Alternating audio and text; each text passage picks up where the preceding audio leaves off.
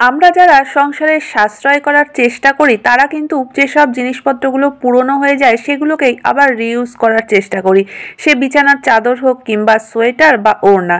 তো বন্ধুরা, এই যে আমাদের ঘরে কত ধরনের টুপি পরে থাকে, বিশেষ করে বাচ্চাদের যে টুপি, তো এগুলো দেখবে যে ছোটবেলায় হয়তো কিছুদিন পরলো, তারপরে কিন্তু আর বড় হয়ে পরতেই চায় না, বা বড়দের টুপিও অনেক সময় কয়েকদিন পরার পরে আর পরে না, তো সেই সব টুপিগুলো কিন্তু পরেই থাকে। তো এই টুপিগুলোকে যদি আমরা রিইউজ করতে পারি তাহলে কিন্তু আমাদের কাজের অনেকটাই সুবিধা হবে আর জিনিসগুলো কাজে লেগে যাবে। তো এই ধরনের 7টি টিপস থাকলো আজকের ভিডিওতে। তো নমস্কার বন্ধুরা, মৌস প্যাশনে তোমাদের সকলকে স্বাগত জানাই। আশা করি তোমরা সকলেই ভালো আছো। তো চলো দেখে নেওয়া যাক প্রথম আইডিয়া। তো বন্ধুরা, প্রথমেই যে আইডিয়াটা তোমাদের সঙ্গে শেয়ার করছি, দেখো এখানে আমি একটা বউ টুপি নিয়ে নিয়েছি। আর এই ধরনের টুপিগুলো কিন্তু একদম ছোট বাচ্চাদেরই পরানো হয়, কিন্তু বড় হয়ে গেলে এই টুপিগুলো কিন্তু দেখবে আর কেউ পরতে চায় না, বা আমরাও কিন্তু সেরকমভাবে পরি না। তো এই বউ টুপিগুলো পরে পরেই কিন্তু নষ্ট হচ্ছে। তো দেখো ফেলাও যায় না, একদম নতুন ভালো রয়েছে, আর এগুলো কোনো কাজেও লাগে না। তো এই জিনিসগুলোকে ফেলে না দিয়ে বা শুধু শুধু রেখে না দিয়ে কিন্তু আমরা এইভাবে ব্যবহার করতে পারি। তো প্রথমেই যে কাজটা করতে হবে, দেখো বউ টুপির দুটো সাইড থেকে কিন্তু এইভাবে ছোট ছোট করে ফোল্ড দিয়ে নিতে হবে।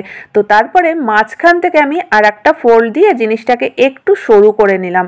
তো দেখতেই পাচ্ছ যে ভাঁজটা কিভাবে দিতে হবে। তো বন্ধুরা, এই জিনিসটাকে কিন্তু আমরা মাফলারের মতো ব্যবহার করতে পারি, সেটা আমরাও ব্যবহার করতে পারি বা বাচ্চাদেরকেও কিন্তু এইভাবে পরাতে পারি। আর এইভাবে পরলে কিন্তু দেখবে বাচ্চারাও আপত্তি করবে না, বা আমরাও যদি পরি তাতেও কিন্তু খারাপ লাগবে না। তো টুপিটাকে দেখো আমি গলায় এইভাবে করে একটা গিঁট দিয়ে নিয়েছি। আর এবার এই যে এক্সট্রা যে অংশটা, এটাকে কিন্তু যেটা বাঁধার জায়গাটা, এটা তোমরা ছোট করে আরও একটা ফোল্ড দিয়ে নিতে পারো। তো এইভাবে করে গলায় যদি আমরা পরি তাহলে কিন্তু দেখো দেখতেও বেশ সুন্দর লাগছে, মাফলারের থেকে কিন্তু বেশি ভালো লাগছে আমরা যদি এইভাবে এটা পরতে পারি। তো আশা করি বন্ধুরা আইডিয়াটা তোমাদের ভালো লেগেছে। দেখে নেওয়া যাক 2 নম্বর আইডিয়া। বন্ধুরা, শীতের সময় প্রচুর ফল উঠছে বাজারে। তো কমলা লেবু থেকে শুরু করে বিভিন্ন রকম ফল তো আমরা কিনে নিয়েই আসি। আর এই ফলের যে বাটিটা, সেটা হয় আমরা রান্নাঘরে কোথাও একটা রাখি বা ডাইনিং টেবিলের উপরে রাখি। ফলের বাটিটা আমরা যেখানেই রাখি না কেন দেখবে এর মধ্যে কিন্তু এক ধরনের ছোট ছোট পোকা বসে থাকে। তো তোমরা দেখতেই পাচ্ছ, দেখো আমি বাটিটা যতবার নাড়া দিচ্ছি পোকাগুলো কিন্তু ততবার উঠছে। তো খাওয়ার টেবিলে যদি এরকম পোকাগুলো উঠতে থাকে সেটা কিন্তু খুবই খারাপ লাগে। তো আমরা যদি কোনো কাপড় দিয়েও ঢেকে রাখি দেখবে তার মধ্যেও কিন্তু ঠিক ঢুকে যায়। তো এখানেও কিন্তু আমরা এই পুরনো টুপিগুলোকে ব্যবহার করতে পারি। তো দেখো টুপিগুলো তো বেশ একটু মোটা ধরনের হয়, আমি এই টুপিটা দিয়ে বাটিটাকে পুরোটাই কভার করে দিলাম। এতে করে কিন্তু আর এই পোকাগুলো কখনোই বাটির মধ্যে ঢুকতে পারবে না। তো আমরা যখনই প্রয়োজন হবে এইটা খুলে নিয়ে নেব, আবার এইভাবে করেই কিন্তু আটকে রেখে দেবো।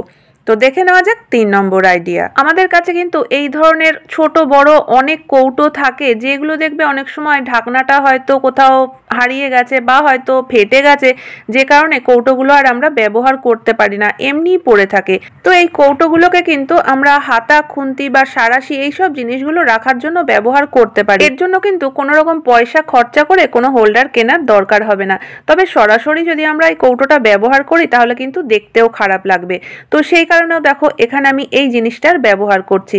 যারা বাইক চালায় এই শীতের সময় দেখবে এই ধরনের একটা জিনিস কিন্তু মাথায় পড়ে, তো অনেকটা টুপির মতোই কাজ করে।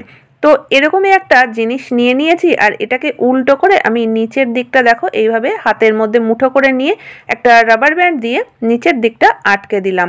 তো এবার এই জিনিসটাকে আমরা সোজা করে নেব, নিয়ে এই কৌটোর মধ্যে পরিয়ে দেব। তো দেখো এইভাবে করে পরিয়ে দেওয়াতে কিন্তু কৌটোটাকে এবার দেখতে বেশ সুন্দর লাগছে। তো নিচের দিকটা আটকানোর জন্য এখানে আমি একটা রাবার ব্যান্ড পরিয়ে দিলাম, যাতে নিচের দিকটা খুলে না থাকে। তো তোমরা কিন্তু চাইলে তোমাদের কাছে যদি হট গ্লু গান থাকে সেটা দিয়েও এই কাপড়টাকে নিচের দিকে আটকে দিতে পারো। আমার কাছে যেহেতু হট গ্লু গান নেই, তো আমি সেই কারণে কিন্তু রাবার ব্যান্ড দিয়ে নিচের দিকটা আটকে নিলাম। তো এবার দেখো এর মধ্যে আমরা হাতা খুন্তি থেকে শুরু করে সমস্ত জিনিসই এর মধ্যে রাখতে পারবো। 1 পয়সাও খরচা না করে কিন্তু আমরা দেখো একদম বাদ দিয়ে দেওয়া জিনিস দিয়ে কত সুন্দর একটা স্প্যাচুলা হোল্ডার তৈরি করে নিয়েছি। তো আশা করি এই আইডিয়াটাও কাজে লাগবে। দেখে নেওয়া যাক 4 নম্বর আইডিয়া। যে কোনো জিনিসই যদি আমরা খোলা অবস্থায় রেখে দিই তাতে কিন্তু ধুলোবালি পড়ে যাবে। তো এখানে যে আমি প্রেসটাকে নিয়ে নিয়েছি, এটাকেও কিন্তু যদি আমাদের সুন্দরভাবে রাখতে হয় তাহলে এই কভারের মধ্যেই রাখতে হবে। কিন্তু কভারটা যেহেতু কাগজের, তো দেখবে এটা কিন্তু বেশি দিন যায় না, কিছুদিন ব্যবহার করতে করতে দেখা যায় এটা ছিঁড়ে যায়, তো তখন তো এই কভারটাকে ফেলেই দিতে হবে। তো তারপরে আমরা এই প্রেসটাকে কিভাবে ভালো করে রাখতে পারি গুছিয়ে, যাতে পরিষ্কার পরিচ্ছন্ন থাকে, কোনো রকম ধুলোবালিও না পড়ে। তো তার জন্য দেখো প্রথমেই যে কাজটা করতে হবে, এখানে প্রেসের তারটাকে আমি ভালোভাবে গুটিয়ে নিচ্ছি। তো তারপরে এখানেও নিয়ে নিয়েছি একটা পুরনো টুপি। তো এই পুরনো টুপিটার মধ্যে আমি প্রেসটাকে এইভাবে করে রেখে দিচ্ছি। আর পেছনের দিকের যে খোলা অংশটা রয়েছে সেটাকে আমি একটা রাবার ব্যান্ড দিয়ে আটকে দিলাম। তো দেখো একদম ফেলে দেওয়া জিনিস দিয়ে আমরা কত সুন্দরভাবে একটা কভার তৈরি করে নিতে পারলাম। আর এইভাবে রাখলে কিন্তু এর মধ্যে কোনো রকম কোনো ধুলোবালিও পড়বে না। তো দেখে নেওয়া যাক 5 নম্বর আইডিয়া। বন্ধুরা, দই পাতা কিন্তু গরমকালে যতটা সহজ, শীতকালে ঠিক ততটাই কঠিন। দই কিন্তু শীতের সময় কিছুতেই বসতে চায় না। তো দেখবে যদি আমরা দই পাতার চেষ্টা করি, দইটা কিন্তু দুধের মতোই হয়ে থাকে, কিছুটা হয়তো দই পড়ে, বাকিটুকু দুধের মতো থাকে। তো এই কাজটা অনেকটাই কঠিন হয়ে যায়। তো সেক্ষেত্রে কিন্তু এই টিপসটা ফলো করা যেতে পারে। দুধের বাটিটা আমি একটা ছোট্ট ঢাকনা দিয়ে ঢেকে দিলাম। ঢাকনাটা বড় নিলে তারপরে কিন্তু টুপিটা পরানো যাবে না, তো সেই কারণে এখানে একটা ছোট্ট ঢাকনা দিয়েছি। আর এবার এখানে আমি টুপিটা এই বাটির উপর থেকে পরিয়ে দেবো। এতে কি হবে বন্ধুরা, এই যে শীতের সময় যে দই পড়তে চায় না, এখানে যে আমরা টুপিটা পরিয়ে দিলাম, টুপির ভিতরে কিন্তু বেশ একটা গরম ভাব হবে, আর তাতে করেই কিন্তু দইটা খুব সহজেই পড়ে যাবে। তো এই টিপসটা ফলো করো, আশা করি তোমরা সুফল পাবে। তো দেখে নেওয়া যাক 6 নম্বর আইডিয়া। বন্ধুরা, আমাদের প্রত্যেকের বাড়িতেই কিন্তু কাচের বা চীনামাটির এই ধরনের অনেক ছোট বড় বাটি থাকে। আর এই বাটিগুলোকে আমরা যদি ঠিক মতো না রাখতে পারি তাহলেই কিন্তু দেখবে এগুলো ভেঙে যাওয়ার একটা সম্ভাবনা থাকে। তো আমরা তো সাধারণত এইভাবেই বাটিগুলো একত্র করে এক জায়গায় রেখে দিই। তো দেখবে কখনো কখনো দেখা যায় যে সেটের একটা দুটো বাটি ভেঙে গেছে। তো এই বাটিগুলো যাতে কোনোভাবেও না ভাঙে তার জন্য কিন্তু এই টিপসটা ফলো করতে পারো।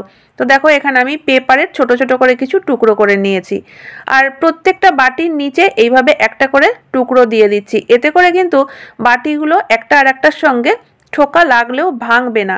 তো তারপরে এখানে নিয়ে নিয়েছি একটা পুরনো মোটা ধরনের একটু টুপি। তাই টুপির মধ্যে বাটিগুলোকে বসিয়ে দিলাম। তো দেখো বাটি বসানোর পরেও কিন্তু টুপিতে এখনো অনেক জায়গা রয়েছে, চাইলে এর মধ্যে আমরা আরও বেশ কিছু বাটি রাখতে পারবো। তো এর মধ্যে রেখে মাথার দিকটা পেঁচিয়ে দেখো এখানেও একটা রাবার ব্যান্ড দিয়ে আটকে দিলাম।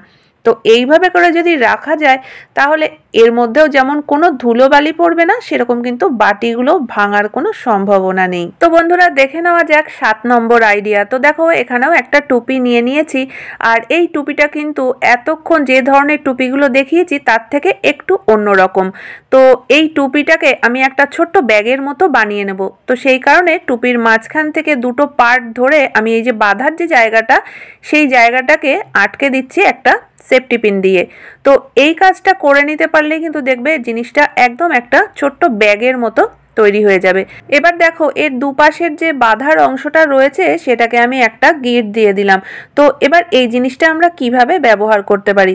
বন্ধুরা, আমাদের প্রত্যেক দিনই মোবাইলে তো চার্জ দিতেই হয়, আর মোবাইলটা আমরা যদি এইভাবে নিচে রেখে চার্জ দিই, বাড়িতে ছোট বাচ্চা থাকলে দেখবে যে এই মোবাইল নিয়ে কিন্তু টানাটানি করতে থাকে আর হাত থেকে পড়েও যেতে পারে। তো সেক্ষেত্রে এই যে ছোট্ট ব্যাগটা তৈরি করেছি, এটা আমরা চার্জারের সঙ্গে ঝুলিয়ে দিয়ে যদি এর মধ্যে মোবাইলটা রেখে চার্জ দিই তাহলে কিন্তু বাচ্চাদের হাতের নাগালের বাইরে থাকবে, আর আমরা চার্জটাও ভালোভাবে দিয়ে নিতে পারবো। এছাড়াও দেখবে অনেক সময় যে আমরা যেখানে চার্জ দিচ্ছি সেখানে কাছাকাছি কোনো জায়গা না থাকার কারণে মোবাইলটা রাখতে পারি না, চার্জ দিতে সমস্যা হয়। তো সেক্ষেত্রেও কিন্তু আমরা এইভাবে এই ব্যাগটাকে ঝুলিয়ে মোবাইল খুব সহজেই চার্জ দিয়ে নিতে পারবো। তো আশা করি বন্ধুরা আজকের প্রত্যেকটা টিপসই তোমাদের কাজে লাগবে। কোন টিপসটা সবথেকে বেশি ভালো লেগেছে অবশ্যই কমেন্ট করে জানিও। ভালো লাগলে চ্যানেলটিকে সাবস্ক্রাইব করে পাশে থাকা বেল আইকনটা অবশ্যই প্রেস করে দিও।